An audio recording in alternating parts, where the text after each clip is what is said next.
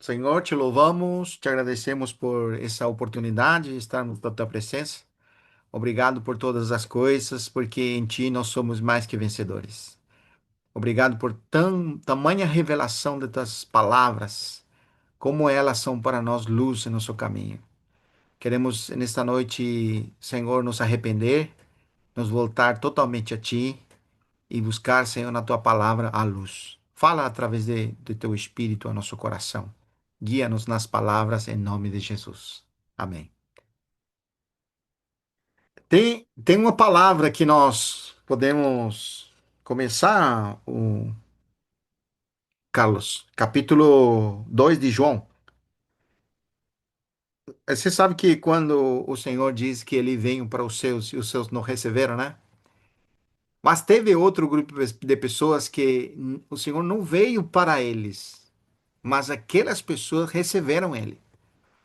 E a chave de alguém receber o Senhor é entender as suas palavras.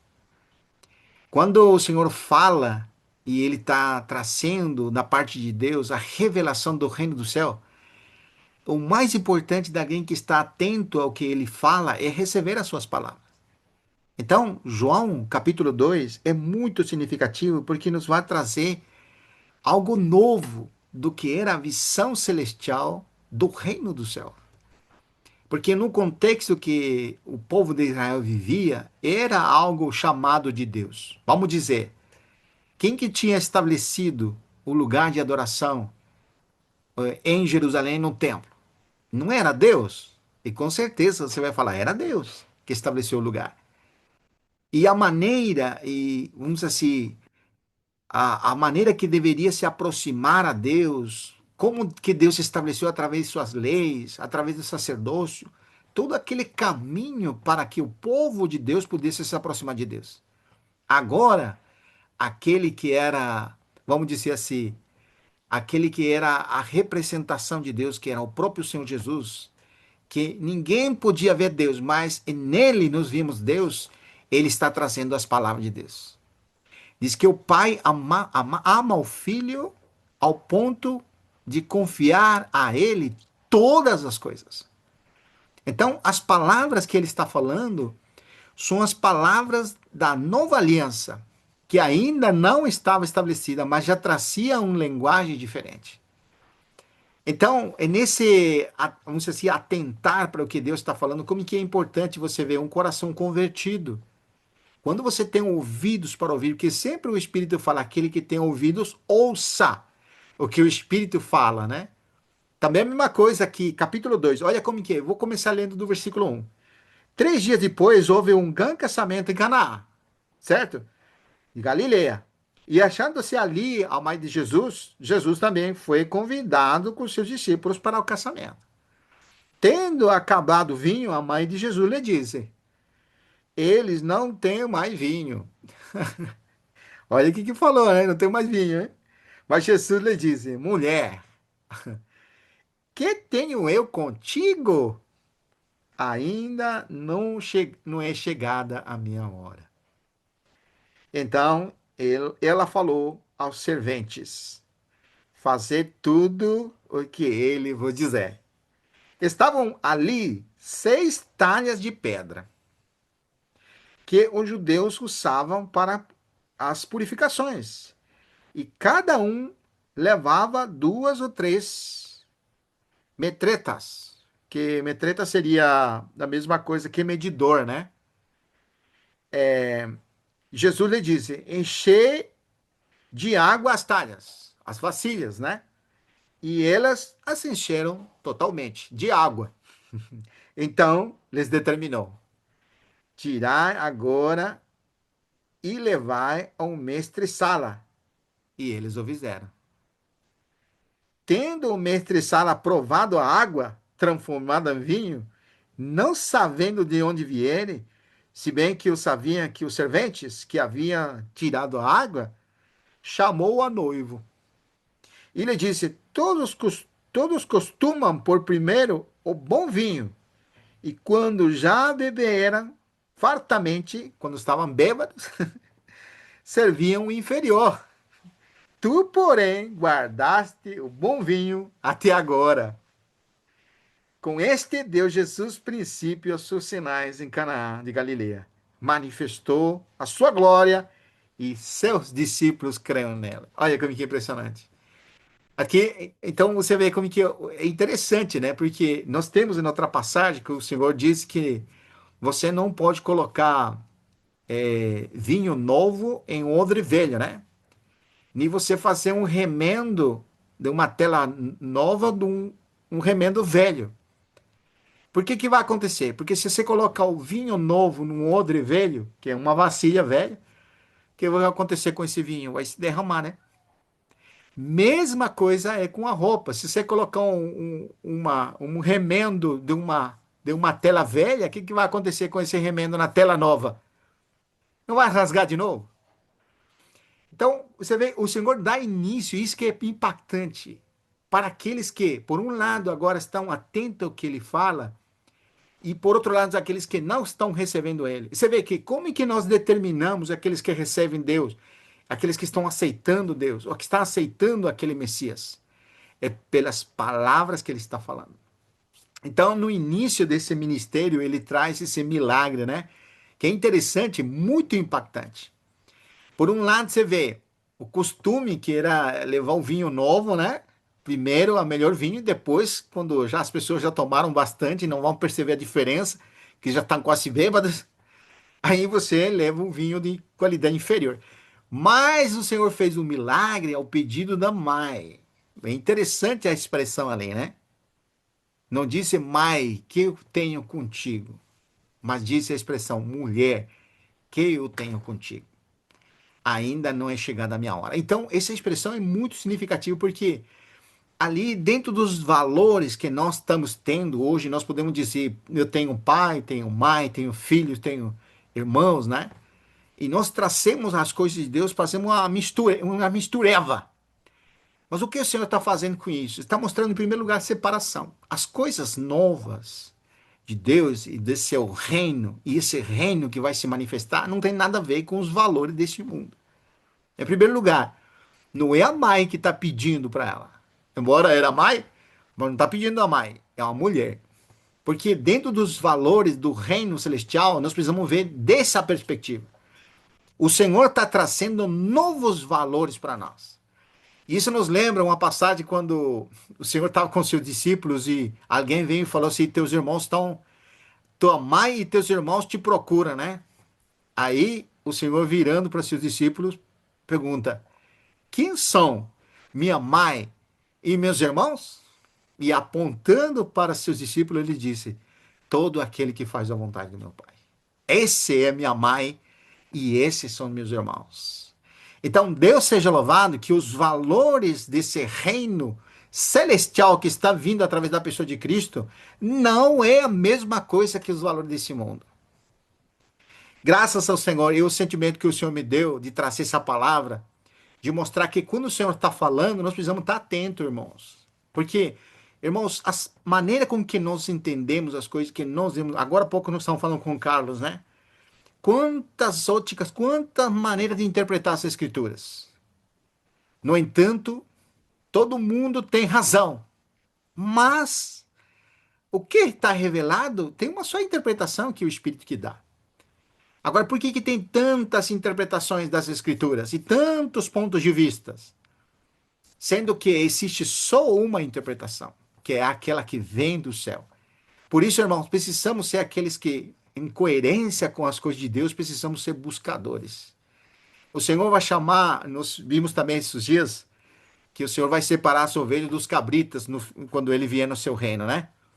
E as ovelhas, naquele momento, são pessoas que têm uma sensibilidade. E isso aqui marca, irmãos, como nós em nossa caminhada com o Senhor, não podemos perder essa sensibilidade. Eu sei que às vezes nós estamos com muitos conflitos, com muitas dificuldades, com muitos tormentos, que às vezes perdemos até a busca das coisas de Deus, da nossa leitura matinal, da nossa oração matinal, porque somos tão envolvidos com coisas, com situações que desequilibram a nossa vida.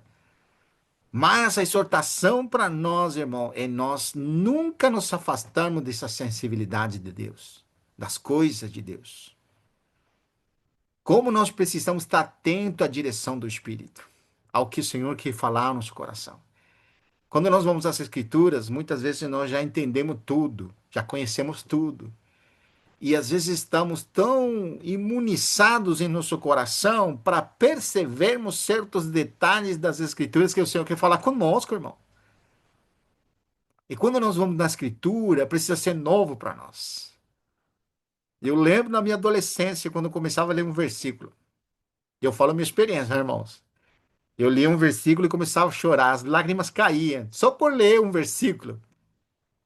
Ixi, irmão, hoje eu leio, não acontece mais isso. O que será que perdi, né, irmão?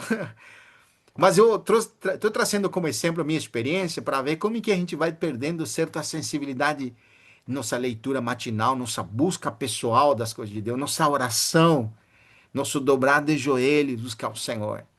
Porque os valores do reino do céu não são os mesmos daqui da terra. Por isso que o Senhor quer limpar cada vez mais nosso coração, nossa mente e tudo que nós chamamos que é certo. E eu lembro aqui, 1 de Coríntios, não sei se vou ler porque o Carlos não pode ler. 1 de Coríntios, capítulo 2, versículo 9, né? Nos lembra que, como está escrito, nem olhos viram, nem ouvidos ouviram, nem jamais penetrou em coração humano o que Deus tem preparado para aqueles que o amam. Olha como que o Senhor nos traz de volta para aquilo que é. E foi exortada para a igreja em Éfeso, no capítulo 2, se os irmãos lembram, quando foi direcionada a carta, aí o anjo da igreja em Éfeso escreve: Estas coisas disse aquele que conserva na mão direita as 7 estrelas, que anda no meio dos 7 candeeiros de ouro. O que diz? Conheço tuas obras. Olha isso. Irmão, o Senhor fala conosco, irmão. Conheço tuas obras, tanto o teu labor como tua perseverança, e que não pode suportar homens maus, e que pusiste a provas que a si mesmos se declaram apóstolos e não são. E o sajaste mentiroso, e tendes perseverança, e suportaste provas por causa do meu nome, e não te deixaste esmorecer. Olha que lindo. Tenho, porém, contra ti que abandonaste o teu primeiro amor. Irmãos, a exortação para nós nessa noite é para que nós reconsideremos como que está nosso relacionamento com o Senhor e nossa busca nas coisas dele. E muito importante, irmão, nós temos a sensibilidade de ouvir ao Senhor. Se porventura não estamos conseguindo ouvir do Senhor, é um sinal. Quando vem situações na nossa vida, ficamos sem rumo. E até é bom às vezes ficar sem rumo, mas nós temos que ter o falar de Deus no seu coração. Esse falar como um sussurro, como um vento suave que vem nos trazer direção. E o Senhor disse para a igreja em Éfeso: Tenho contra ti, porém, porque ele falou muitas virtudes da igreja em Éfeso. Mas a virtude mais importante, irmãos, que nós devemos ter em relação com Deus é o amor a Ele. E ninguém pode amar a dois senhores.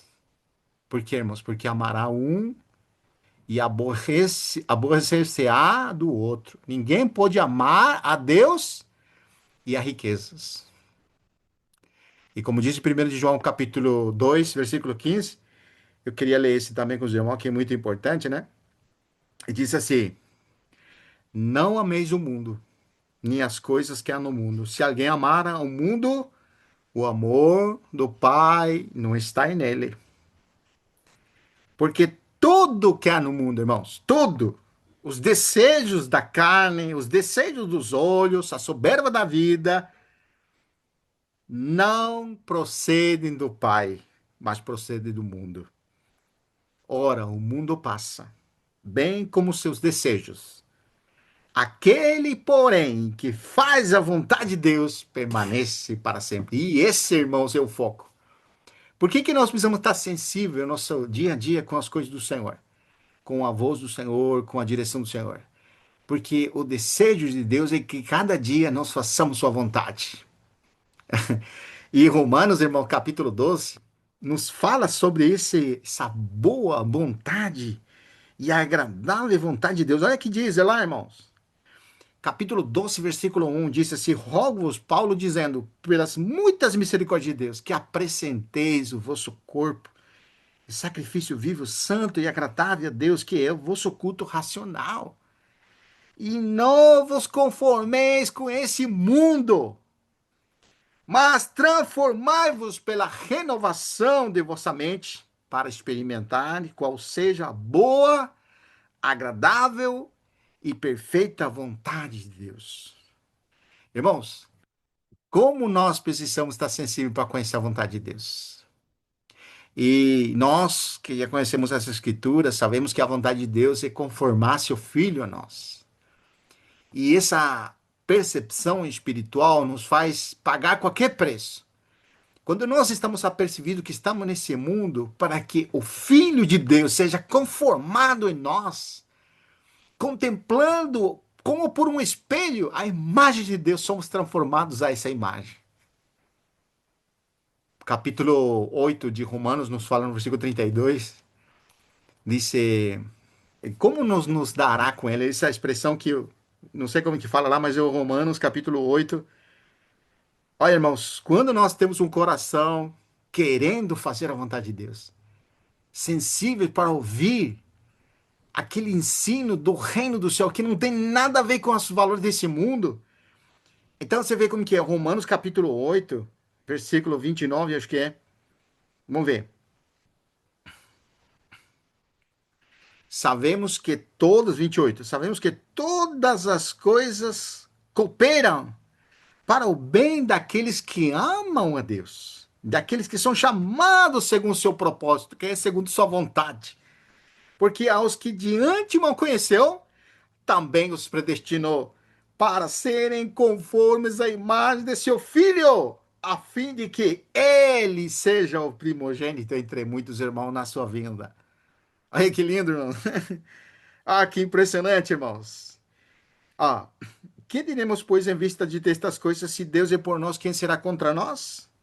E aquele, esse versículo, versículo 32, esse versículo, irmãos. Aquele que não poupou seu próprio filho. E essa questão é, irmãos. Irmãos, o plano de Deus, tudo converge no filho. Porque é nele, por ele e dele são todas as coisas convergidas no filho. Ele é a imagem de Deus invisível e é nele foram traçados todo o que Deus estabeleceu nesse mundo e para o futuro é nele. Ou como fala 1 de Coríntios, capítulo 9, né? Capítulo, não, Efésios 1, 9. Diz que Efésios 1, 9, desvendando-nos esse mistério que estava oculto há outro tempo, que é o mistério da sua vontade, segundo o beneplácito que propusera em Cristo. O bom prazer de Deus estabelecido em Cristo. O que estabeleceu? De fazer converger nele. Na dispensação da plenitude dos tempos, todas as coisas. Olha que lindo! Tanto do céu como da terra. E é nele digo, na qual fomos também foi feitos herança, predestinados segundo o propósito daquele que faz todas as coisas, conforme ao conselho de sua vontade, irmão. Olha, irmão, que glorioso, irmãos. Como devemos correr a carreira com essa percepção?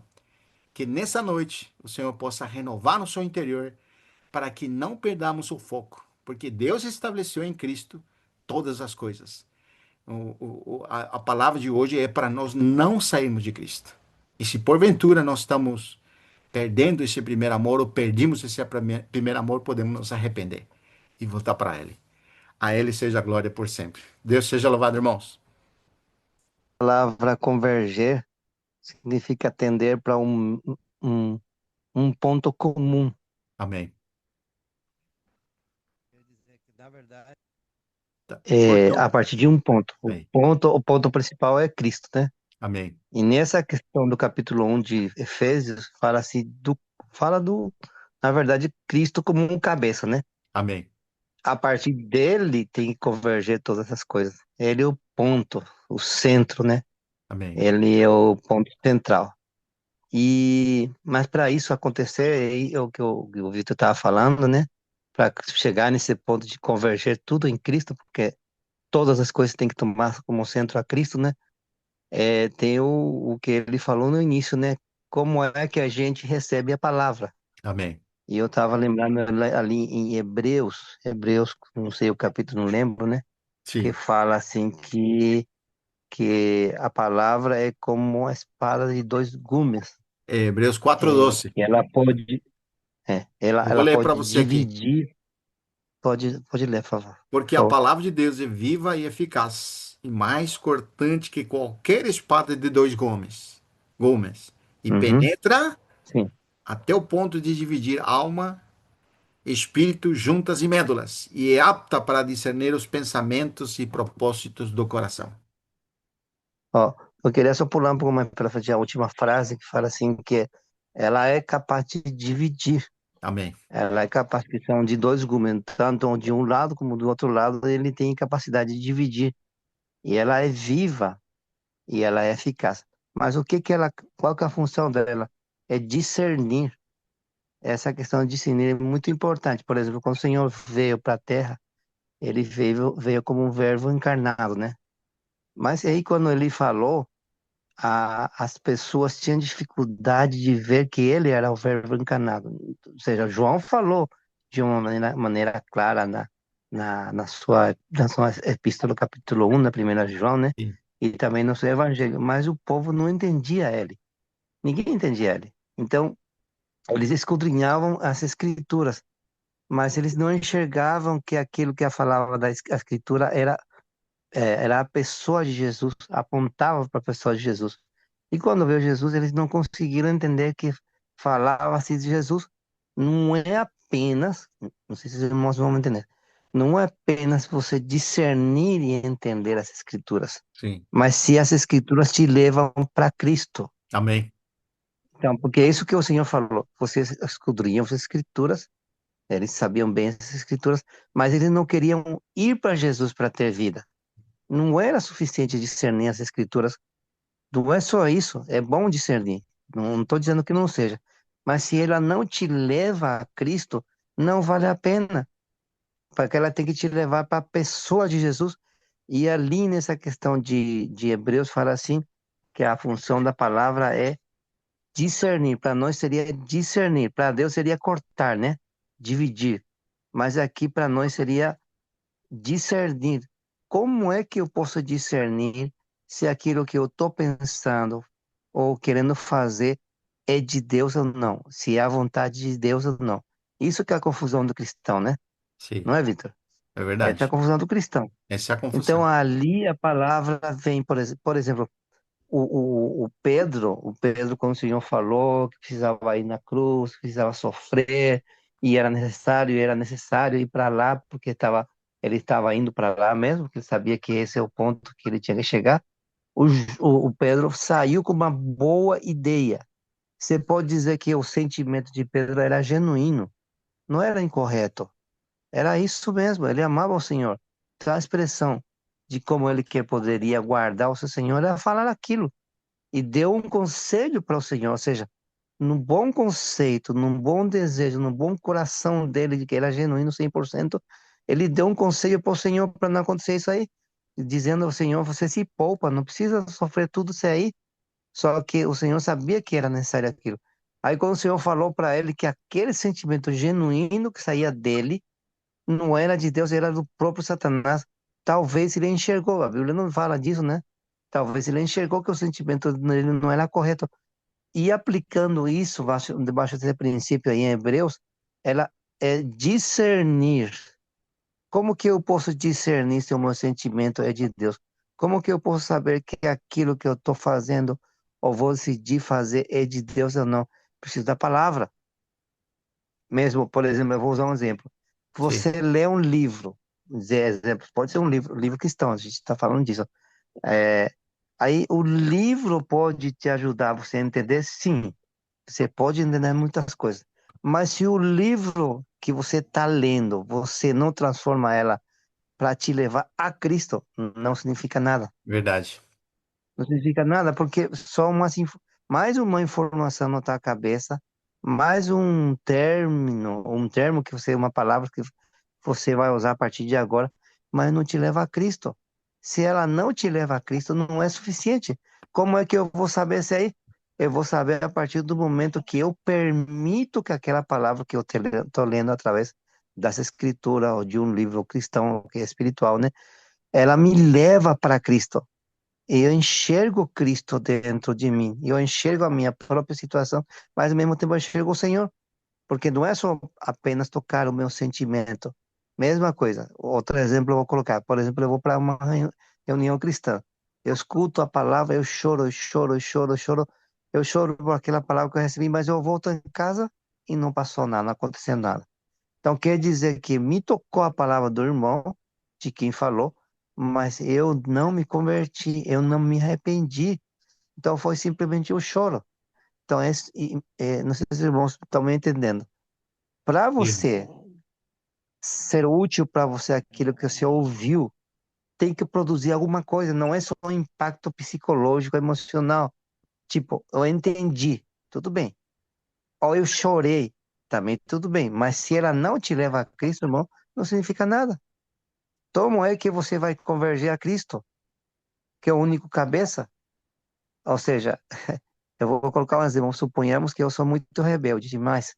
Sempre fui rebelde contra os irmãos, contra a palavra, contra a Bíblia, contra o Senhor, né? Aí um dia eu ouvi a palavra, entendeu? Nunca submeti a ninguém, eu não sou submisso a ninguém, eu tenho a minha própria opinião, minha própria direção, eu faço o que eu quero. Mas no momento que eu ouvi uma palavra, aí o Senhor me iluminou, me tocou, expôs a minha condição, ao mesmo tempo que ele conseguiu expor a minha condição interior, também me arrependo, e depois os irmãos veem a minha mudança de vida naquele Verdade. aspecto, então realmente eu toquei o Senhor, Amém. porque eu preciso tocar o Senhor na palavra. Amém. A, concluindo, as letras negras, pretas, impressas em papel branco, elas se transformam em espírito e vida. E foi Sim. isso que o Senhor falou para o povo.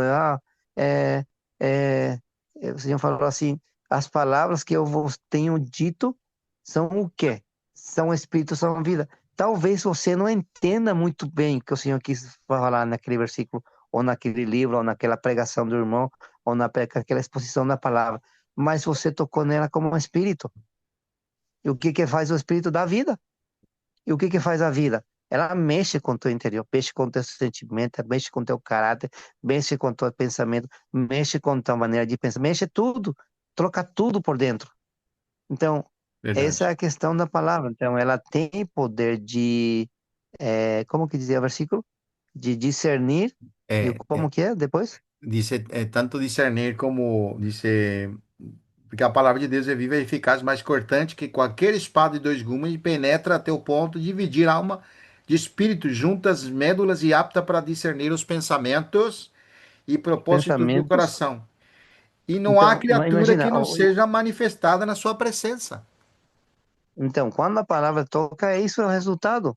Por isso que os fariseus lá, quando ouviam o Senhor, não conseguiram ir para o Senhor, porque eles só enxergaram a letra, e a letra não te leva a nada. Até hoje eles têm esse problema, como diz o Paulo, até hoje, quando eles leem o Antigo Testamento, tem um véu sobre os seus olhos, né?